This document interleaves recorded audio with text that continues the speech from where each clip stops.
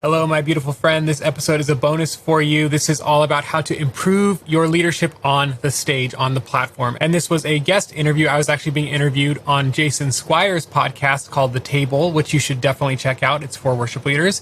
And we talk all about how to improve what you say on stage, how to keep your brain focused when you're trying to lead your band and your tech team and the church all at once, how to make sure your sets flow well and have smooth transitions, and a whole bunch of other topics. So I hope you enjoy this awesome episode with Jason Squires interviewing me. Let's jump into it. Today we have a good friend of mine on, and I'm going to say his name correctly because I've worked on it. Alex Enfiedjian. Alex, how's it going, man? Jason, it's so good to be back with you, and you rocked my name, which only true rock stars can do. I was talking to somebody the other day who's come across worship ministry training, and they were like, "Hey, Alex from worship ministry training." I was like, "What's his last name?" And they were like, "From worship ministry training. That's what we're going to call him from now on." And I was like, "I know his name. It's like a secret passcode if you can say it right." You get into the academy for free if you can say my name right. Enfiedjian. It's horrible though, because my last name is long and worship ministry training as a brand name is long. It's just a big long mess. So is your name Alex Enfiedjian from worship ministry training? I mean, my actual name, believe it or not, is Alexon, which is the Armenian version of Alexander.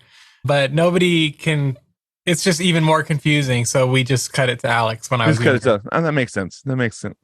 So, but only few people know that. So you're one and your listeners are now. Wow, we just got let into a secret in your world. The chambers keep opening. Yeah. The chambers keep opening. Hey, but for those that don't know you, tell us a little bit more about you and where you're coming from. Sure. I'm in Los Angeles, married, couple kids, and serve as a worship pastor, or up until recently did that. And for many years, I'm going to be 38 soon, and multiple size churches across 20 years. And so I've really learned like the principles and practices that can lead to a really healthy, thriving, organized, excellent ministry. And I started teaching people through my podcast, the Worship Ministry Training Podcast. And then that eventually turned into courses, which turned into an academy. So for worship leaders, usually worship leaders who are new and get thrown into ministry, and they're like, I know how to play songs, I know how to kind of pick songs, but I don't really know how to build a set or lead a healthy team or create systems that organize my ministry and make it, flow without chaos. Like, those are the people who usually find worship ministry training, and we resource them with all of our courses and all of our templates and everything. I love it, man. Well, this month we're talking about stage transitions, stage presence, and kind of like what that looks like. And I know this is a kind of a common topic, talking about how you act on stage and what you're doing. And you kind of get up on stage and sometimes might freeze but before we get into the content, one of my favorite questions is, can you tell us a funny stage story? Like something that happened maybe to you, or something that like you've experienced on stage? Because these are stories we can all relate to. Yeah, I have one. It's not like super crazy. Like, I didn't say, have you ever heard the one where the guy said breast instead of blessed? Yeah. Or cussed instead of, anyway. Yeah. So, it's not one of those, but I was leading 10,000 Reasons, I think, and I landed on like the 5 chord, and I was going to change keys and go into What a Beautiful Name. Yep. The chorus, just like as a tag, but in a different key. And I usually almost never recommend tagging a song in a different key, but I thought I could make it work, and I had practiced it over and over because it's just weird to, switch. And so I landed on the 5, and that was going to become the root of the next song. And I just started singing in the just completely, it wasn't either key. It was a no key. And it was like the ugliest sound. I'm like, what a powerful name. Like, just like so wrong. And did his voice just crack? Is that what that was? Yeah. It was all of that, all of it. And, at my church, it's a 2,000 person room. So there's like a whole bunch of people watching me utterly fail. And I just had to say, I laughed and I said, hey, it happens sometimes. And then I was like, let's just sing about his power. You have to laugh those things off. And actually, I found, Jason, I'm sure you agree, when you make light of it and make fun of yourself, people actually lean in more. They like you more, and they want to follow you more. Yep. That was my utter failure on stage in front of a lot of people. So that's a great point. If you try and polish it over and try and walk past it like it didn't happen, you're going to end up having more anxiety about it. The moment you bring it to light, people go, oh yeah, he's human. That's right. Yeah. He's a human. Like, not, This isn't a concert. This isn't a show. correct. This is a bunch of Christians trying to worship Jesus and doing the best we can. And it really puts that human element on it. And I mean, you can't stop every time you have a failure, especially if it's a small, like little, Right. like you forgot a lyric or whatever. You're not going to stop and be like, let's start the song over, or, you know, but if it's like a train wreck moment, like you just got to point it out and laugh together. Hopefully laugh. Hopefully not get fired. If your pastor's like that, I'm sorry. That's yeah. No mistakes are allowed on stage. That's how we roll. No grace. No grace. Hey, so whether you're a brand new or seasoned leader, it's important to always get better at what you do. What are some tips that you can share that worship leaders should use to determine what to say on stage, when to say it? Give us some tips on like, what do I say? When do I say it? Is this too much to say? Kind of that whole world. Sure. Yeah. But that was actually in our academy. We have like forums or thread, like Facebook thread type things. And that was one that came up recently, which is like, how do I keep my service intro fresh, you know, or like, what do I say in between songs so that it's not always like just song to song to song. So yeah, this is something that a lot of worship leaders struggle with. And I do have 3 thoughts for that. And that is, you know, what do we say or how do we get better at what we say? The first is to use scripture, because biblical worship is always revelation first, then response, revelation, then response. And so when we use the word of God, we actually reveal the nature of God, which then leads to the worship of God by the people of God. Yep. And so, you know, whether it's at the top of the service, the call to worship, so to speak, what we like to call the call to worship, when you rally the people's hearts and minds to focus on why they're there, whether it's in your prayers, whether it's an exhortation before a brand new song, or maybe an exhortation before singing a bridge of a song, like you kind of pause and vamp on like the one chord before you start to sing the bridge and you kind of talk over that space. Those are different spaces you can talk, but my encouragement is to use scripture when you talk. And that's because the more scripture you use, the more clearly Christ will be revealed, and the more clearly he's revealed, the more passionate your church will respond in worship. So that's the first thing that I would say about speaking. The second thing, and this is a mistake I see a lot from worship leaders, is to keep the thoughts and the themes connected between songs, between prayers, because songs, I like to say songs are simply prayers set to music. And so the best prayers or the best exhortations are thematically tied into the song that you just sang or the song that you're about to sing, right? There should be a coherent theme between we just sang these words, and so now I'm going to pray these words that are connected to those words.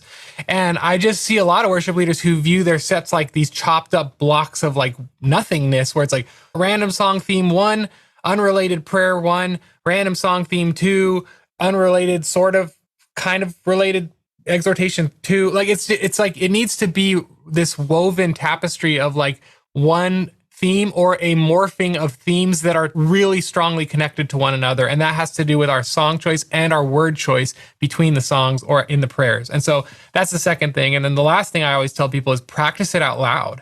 Like, it's not weird to be in the back, to write down your thoughts. Writing down your thoughts, I heard a phrase, and I'm going to probably butcher the phrase, but it's like something about thoughts untangle themselves when they pass over lips or pencil tips. But like, until you get it out of your mouth or written down on paper, it's not clear. And when you speak it or write it, it becomes clear. So get it out first and then actually practice it. And I always recommend worship leaders who are just starting out to write it down, practice it in the back over and over until you're pretty comfortable that when you get on stage and the light's on you, you're not going to freeze. Or put it on your music stand if you use a music stand and just like read it, but don't like rotely read it, but read it with passion when you're on stage if you have to do that. But eventually you get off of that crutch and you're able to do it without even really putting too much thought into it like that. Those are the early days kind of practice steps that you need to take. I love it. And I think those are, I mean, whether, like I said, whether you're new or you're seasoned, oftentimes as a seasoned worship leader, you can kind of roll into, I got this. It's fine. It's totally fine. That's where mistakes happen. And I love those points that kind of if I could like wrap a thread in there, it feels like intentionality. Like if we're going to be intentional about the moments that we're creating as worship leaders to go, I want to be intentional every time I walk on stage, every time we step foot into the room, every time we begin another service. Earlier this month on the podcast, one of the guys that I was talking to, he said that every Sunday is could be somebody's first Sunday at church, or every Sunday it could be that Sunday that is the pivotal moment in somebody's life. And we don't ever think about it that way, because it's like we always just go, oh, it's another Sunday. You know, my job is to write a set list and do songs. And so being intentional in those moments is so powerful. That's where you see like amazing things happen. Yeah. And just to flow off that, like the pastor is not the only pastor. Like there are multiple pastors, and I view worship leaders in a very pastoral role. And you want to craft your worship set, hopefully, as well as your pastor, hopefully, is crafting his sermon. Yep.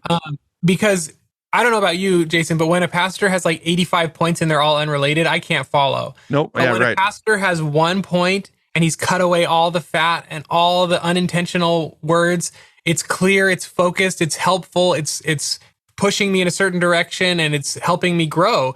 And I like to say that the best sermons have only 1 point. And I think the best worship sets have only 1 point or a very close cluster of related points. Yep. And, you know, same thing with your podcast. Like today, this episode's about being better on stage. And in fact, this whole month, we're focusing on that topic, right? And so great people do that, just like you, Jason. You're great. Thank you. I appreciate that. My next question for you is, okay, so if I'm on stage, my brain starts to wander. We've all been there. You're standing up there and all of a sudden you're thinking about lunch. How do I bring it back? Like, how do I kind of like come back and like check back in and kind of bring my brain back to the present? Did you have some thoughts on that? Yeah. Well, I hope to set a few worship leaders free with this first thought. I didn't write this down when I was looking at your questions, but this popped to me and I think I need to say it for someone. You know, worship is more than music. We all know that.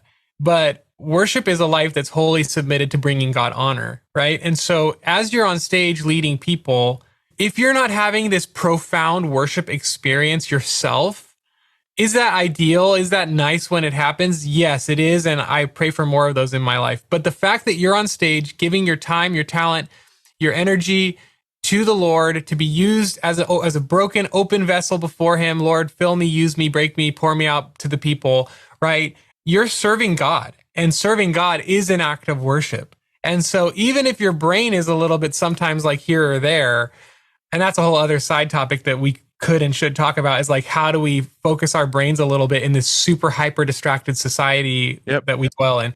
But so on stage, if you're serving the Lord, you are worshiping him, whether or not you are having this profound spiritual encounter.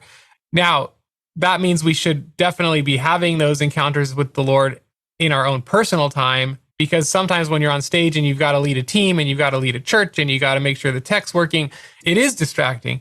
But that serving is your act of worship in those moments. So I didn't plan to say that, but I think it's important that I do say that. Now, for me, when I am on stage and I do have my thoughts running around strange, I just throw up a prayer. Lord, help me to focus. Help me to focus on you. And then I also, this has been helpful as well, as I try to pray for the people that I'm leading. So I'm looking out at all these faces and I'm thinking, like, some of these people are going through divorce. Some of these people, their children are prodigals. Some of these people, whatever it is. And I just start to pray for those people and, you know, bless them, Lord, help them, Lord, protect them, Lord. And I'm like singing like on autopilot, and my mind and my heart is praying like different prayers for them. Now, obviously that takes muscle memory and practice, so you can't be like a total noob and do that. But, you know, I think anyone who puts in the time and the reps can get to that point. But yeah, when we pray for others and we put our thoughts on others, our focus on others, there's no space for our own thoughts to be like, what's for lunch? But yeah, I do think about, is the drummer going to hit the brake? I hope the drummer hits the brake. And, you know, you look over at the drummer and you're like trying to nod with your head. Like, all of that's part of the role, and that's okay. And that's serving, and serving is worship. So that's how I would answer that. A couple of weeks ago, I got to play at a church, not lead, just had a microphone, and I was singing kind of on a front line of vocalist. And I was like, this is why people volunteer to do this. Like, I had no responsibility. I just got up and like sang my parts, and it was so much fun. I could see that you could look over the worship leader, and I could tell he was panicking a little bit, and there was moments of stress. And, you know, I kind of like, I know exactly where you're at, but over here, all I have to do is focus on what I'm doing right now. You know, I'm not responsible for the band or the tech or just everything. And I'm like, I walked away going, this is why people volunteer to do this. This is why, like, it was like a moment where I'm like, as a leader, you sometimes forget because it's like you have so many, there's so much circling around in your brain to try and get from point A to point B in the band. And you hope that this works and, that everything happens. And especially if you come out of like a sound check that had technical problems and you got them all fixed and you hope that they hold, while you're on stage.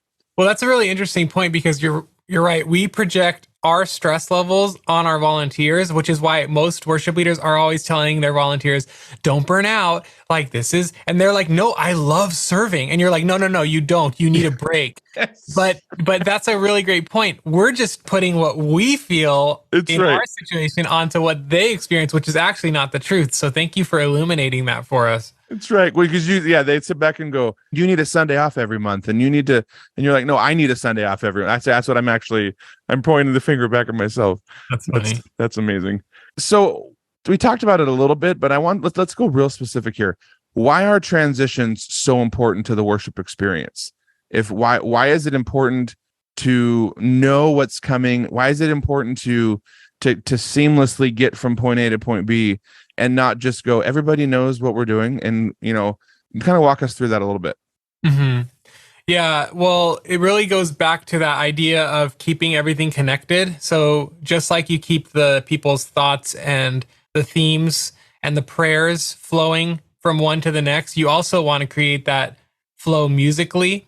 And so that it's not like 4 individual broken up songs that are like start, stop, unrelated themes, unrelated keys, awkward moments of silence in between. You want it to be this one unbroken time of praise, something that feels really natural and organic. That's like, we started here, we went on this journey, there's ups and downs, but it's all connected.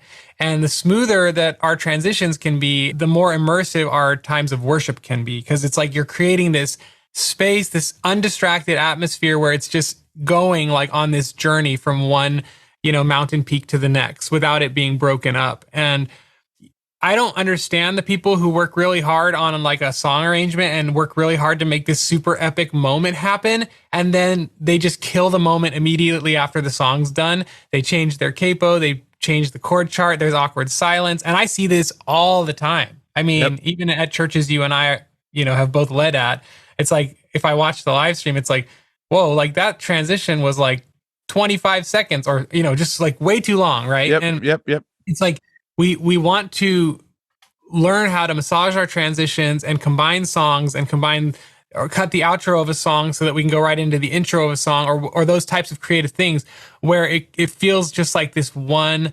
musical and logical flow. Cause you've already worked to create thematic flow and now you've created a musical flow, and it really puts people in this both like emotional and mental flow, which really gets to the idea of like spirit and truth worship, right? Because the emotional would be the musical side where you're expressing how you feel through the music, but then the logical would be the truth side, which is like all the thematic truth and the theological truth that you're putting in your songs, and you're taking people on this spirit and truth journey because you've worked out the flow both musically and thematically. And I think it's really powerful, and it's like a head and heart experience, Yeah. What would you say to the person who's sitting back thinking right now, like, gosh, this is amazing. Like I don't do any of that. Where should I start? Like, how would what would be a good like first kind of task or a point to kind of cross or thing to do? Cause it's impossible to do like, next week we're going to flip a switch and it's just going to work and I'm going to do all these things right. But like, where would be a good, like, try to do this really well for first and then kind of build from there? Sure. Well, I have a free resource. I have a free ebook that actually explains exactly how to do all this that they can get at worshipministrytraining.com/resources. And that's just free. You just put your email and you'll get the book. But we'll put that link in the show notes. Just so if you're listening and didn't write it down, it'll be in the show notes for you. Thank you. But just to give it actual practical to someone listening who's not going to remember to go get that ebook. Yeah. Like what I like to say is, okay, first of all, you have to figure out your related keys. So like, usually you're going to either stay on the same key or you're going to go to the 5 chord as your new key or the 4 chord as your new key. And again, that's also a free resource on that same page that they can get the different related keys. But you want to at least figure out that the keys are related. But what I like to do is when I get to the end of a song, let's say I'm in my room kind of like practicing or preparing for the set, picking songs. When I get to the end of one song that I really feel strongly about including in the set, when I land at the end of that one, I always ask myself, like, what does my heart want to say next? And I'm kind of like strumming and thinking about songs that are in my mental library back there, or I'm scrolling on Planning Center, like trying out the first line of the next song, looking at the Planning Center list. Like that one little question, what does my heart want to say next, will usually get you pretty close. Now that's a very oversimplified thing, but you asked for like, what's the first baby step? And I would say that one little thing is the first baby step. That is a great question to ask yourself. What does my heart want to say next? One thing that I've learned in writing set, because I travel I'm at different churches every Sunday. And so I don't get to be a part of like a lot of the planning sessions. And so when I'm writing set lists, I've learned that if a song is in my mind or in my heart, just to include it. Because it's God kind of prompting me to go, hey, put this song in. And sometimes I'm like, that song is like 20 years old. Yeah. Or 25 or 30 years old. Like, why would and I'll put it in the set, and the pastor will reference it in the message. Or like it'll be like just it'll seamlessly flow out of those moments. But I've never actually asked myself the question, what does my heart want to sing next? Because that would prompt that space to go, what if I'm going into the next song, what do I want to say? Like, what's going to be, what do I naturally want to say? Not just what song is next on the CCLI charts, like, or what song is everybody singing right now? Like, what do I want to say? And that's a great space, man. And that opens it up past the top 10 songs, because now like what your heart wants to say might be a 20-year-old chorus of a song. Yep. And that's okay. Go for that. Yep. That's better than like, well, it's not in the top 10 CCLI. It's like, who cares? This is worship. This is like, I don't know what we're doing anymore. And now it's such a weird season of worship that we're in. I always love when I hear worship leaders say like, that's a new song to our church. We've never done it from our honor stage. And you're like, but 90% of the room already knows that song. Like it's not going to be brand new as you bring out, the song I was talking about that I did not long ago was That's Why We Praise Him from Tommy Walker. It was just like, it was in my heart, in my mind, and I brought it out, and like the whole room, it was like they sang it every week. Everybody just knew it, and it just went out, and people were like, came up to me afterwards and like, that was a great song. And it was just great to sing it again and kind of be reminded about it fit the message and everything. And so, yeah, not looking at it going, well, I want to sing this, but it's not in our 30 song repertoire. You can venture out of that as you're going in and out of with the songs that you're doing at your church. Yep. So I always end the podcast with a food question. So I'm going to ask you my new favorite food question, which is, what is something you don't like eating that most people would like or enjoy, or something you like that most people would find disgusting? I don't know if people agree or disagree with me, but I don't like lemon desserts. I love sweets, huge sweets guy. But if I want sweets, I don't want it to be sour flavored. So why would you ever make a lemon thing? It's like, it should be sweet, no not lemon sour. Bars? No lemon bar? Isn't that a thing No, for it you? defeats the purpose. Well, okay, I have had like once I had a lemon bar that was like the perfect texture, and it had a bunch of powdered sugar on top, and it was like the perfect crispiness on the bottom. Yeah, no lemon. You weren't actually tasting the lemon there. Yeah, just like slightly. But yeah, if I'm gonna go for sweets, it's gonna be sweet, not sour. So no lemon dessert. Yeah. Hey, tell us how we can connect with you, and tell us how we can connect with worship ministry training.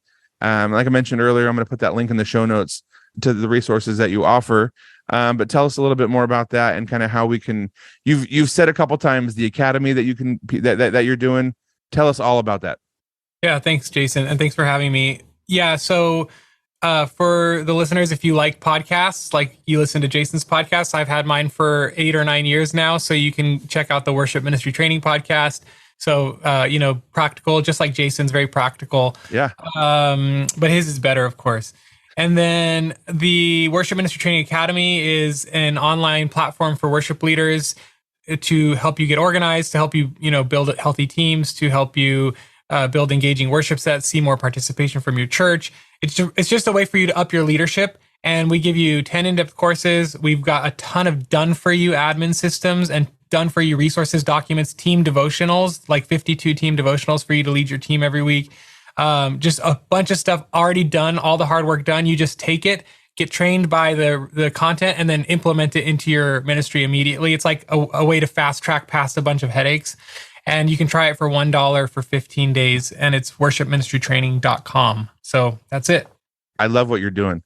You're spending time mentoring and training worship leaders and kind of pouring what you've learned into them. I love the done for you resources. People going, oh, I can use that like right now and not have to develop something. Yeah, one lady said, she's like, I used your templates and I literally saved 5 months of work. And I was like, wow, that's a testimonial right there. 5 months. Right. That's right. That's half amazing. a year. Give me a half a year back, please. That's awesome. Yeah. Hey man, I appreciate you hanging out today. I appreciate you, taking time to do what you do, pouring into leaders, sharing the knowledge and the wisdom that you have to kind of help advance this thing that we're doing on a regular basis, which is leading people to Jesus. It's no small task. So Thanks, Jason. Can I make a confession to your listeners? Jason had to call me 4 times because I overslept and missed our call. And he literally was sitting here waiting on Zoom for me, and I was not showing up. And so thank you for being gracious, Jason. And to the listeners, God bless you. God bless you. All right, I hope this episode helped you. If you can think of one person that it would help, please send it to them. Be a good friend and send your friend a helpful episode from Worship Ministry Training. And if you've been getting a lot out of these podcasts, please take a second to rate and review us on Apple Podcasts or Spotify. I will super appreciate it. Heart shaped to you. And if you want to get in-depth training that we talked about in this episode, you can join the Academy, Worship Ministry Training Academy, for just $1 and let us pour into you so that you can pour into your team. We'll take care of all the busy work for you so you can just lead and love the people that God entrusted to you. So hope to see you inside the Academy. Go to worshipministrytraining.com to start your $1 trial, 15 days full access for just $1. Otherwise, I'll see you in the next episode. God bless you guys and have a great week serving the Lord.